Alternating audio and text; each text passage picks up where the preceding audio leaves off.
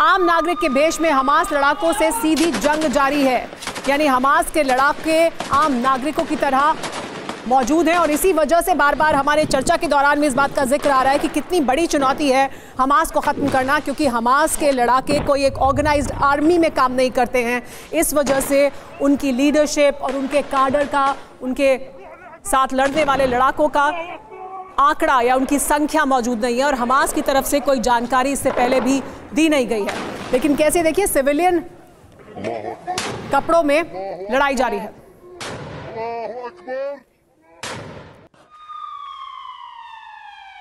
लेकिन खान यूनुस में एक और इलाका जो लगातार निशाने पर है, अस्पताल खाली करने के लिए हवाई पर्चे बांटे गए हैं इजराइल द्वारा, और इजराइल द्वारा ये लगातार किया जाता रहा है। इससे पहले भी वो तमाम अस्पताल जिन पर अटैक किया गया या जिनको निशाने पर लिया गया, वहां पर पहले इस तरह के हवाई पर्चे बरसाए जाते हैं और इजराइल यही दुनिया को बताता भी है कि कितने हजार या कितने लाख पर्चे उन्होंने बांटे हैं लोगों को ये कहने के लिए कि इस इलाके को खाली कर दें।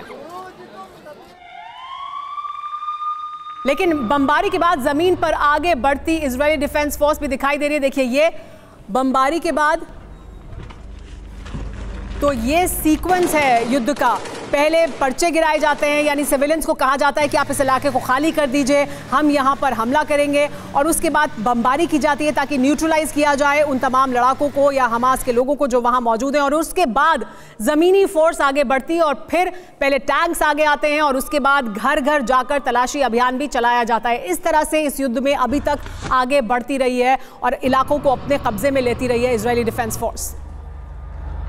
लेकिन सबसे बड़ी चुनौती है हमास की सुरंगें, सबसे बड़ी चुनौती है फिलिस्तीन में मौजूद सुरंगें, और वो सुरंगें जब तक मौजूद हैं तब तक इजरायली डिफेंस फोर्स को ये लगता है कि वो पूरी तरह से हमास का खात्मा नहीं कर सकते हैं। और इस वजह से देखिए अब क्या हो रहा है, समुद्र का पानी इन सुरंगों में भरा जा रहा है ताकि वीड आउट किया जा सके जो मौजूद हैं, अगर अंदर कहीं पर भी लोग तो बाहर निकलें और ये सुरंगें किसी भी काम लायक ना रहें, यानी इनका इस्तेमाल ना किया जा सके। देखिए तस्वीरें सामने आई हैं।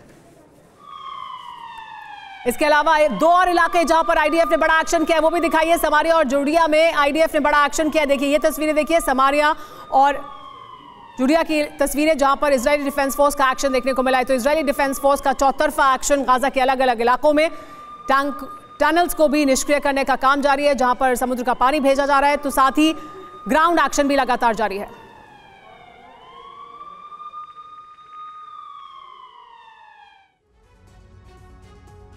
लेकिन इजराइल और हमास की जंग के बीच मिडिल ईस्ट में आज एक बहुत बड़ी खबर सामने आई है। रूस के राष्ट्रपति व्लादिमीर पुतिन यूक्रेन से जंग छिड़ने के बाद मिडिल ईस्ट के अपने पहले दौरे पर हैं। तो पुतिन मिडिल ईस्ट पहुंचे हैं। पुतिन पहले संयुक्त अरब अमीरात की राजधानी अबू धाबी पहुंचे हैं।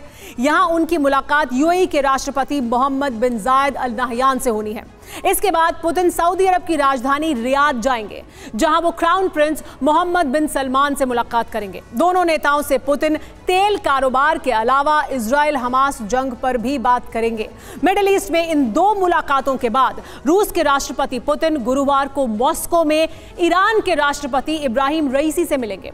रईसी से मुलाकात में भी इजराइल हमास की जंग पर बात होगी, क्योंकि रूस पहले ही इजराइल हमास के बीच मध्यस्थता की पेशकश कर चुका है। इससे पहले मॉस्को में रूस की टॉप लीडरशिप से ईरान और हमास के नेताओं की मुलाकात भी हो चुकी है।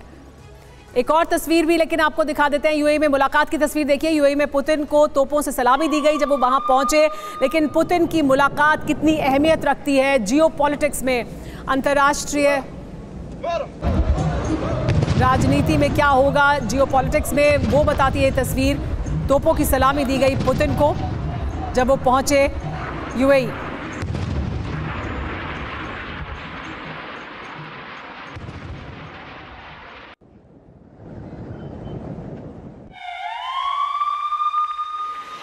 और ये देखिए ये तस्वीर जब पुतिन पहुंचे थे, लेकिन ये तस्वीर दिखाती है मिसाइल वाले सुखोई की सुरक्षा में रूस से निकले पुतिन।